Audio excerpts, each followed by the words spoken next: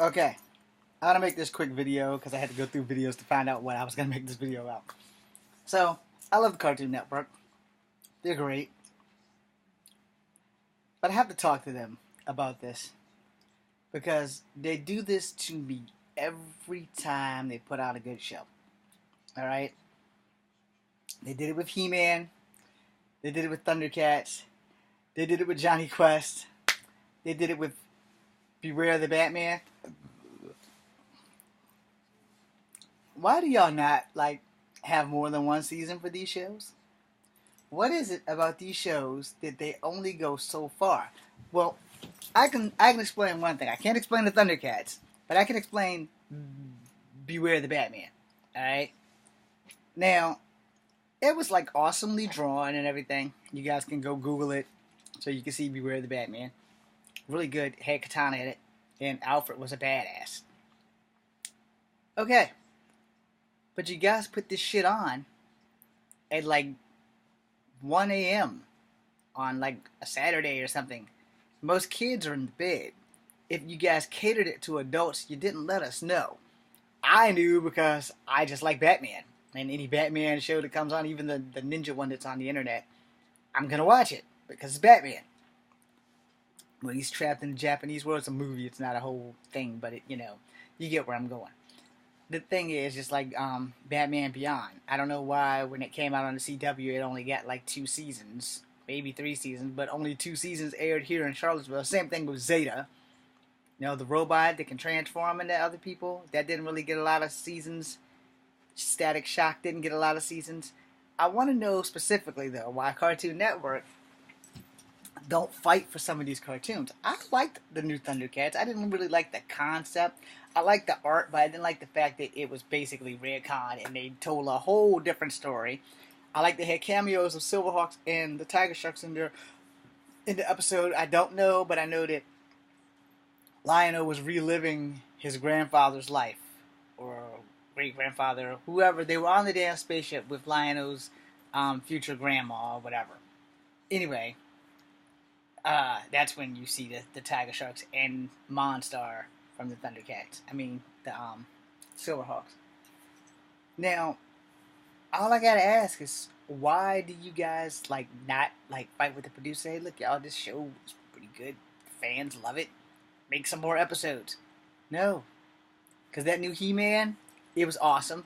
I don't remember the last episode, but it only got 1 season. Johnny Quest, it was awesome.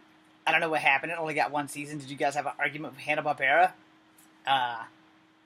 The other shows that I mentioned, they only had 1 season. I'm like, dude. And then, I gotta go there. I gotta piss everybody off. Because it pissed me off. And I don't have Netflix to see how the 3rd season's panning out for Young Justice. And it took, 4 or 5 years for Netflix to pick that shit up. What is going on? I mean, you guys at least let Justice League Unlimited have an ending. Which, at the ending of that, Terry McGinnis discussed that he was the clone of Bruce Wayne. And it's well, you are technically the clone of Bruce Wayne. We specifically designed you to be born through your father. He has 2 dads. He has a biological dad who busts that ass, but his mitochondrial biological father is Bruce Wayne. So basically, he's more Bruce Wayne than Mr. McGinnis. And they were hinting at that maybe there was enough DNA left over that his younger son would have probably been another son of Bruce Wayne. Because in the cartoon line, Damon Wayne and them didn't exist. But they did mention Tim Drake because he became the Joker, in case you guys forgot.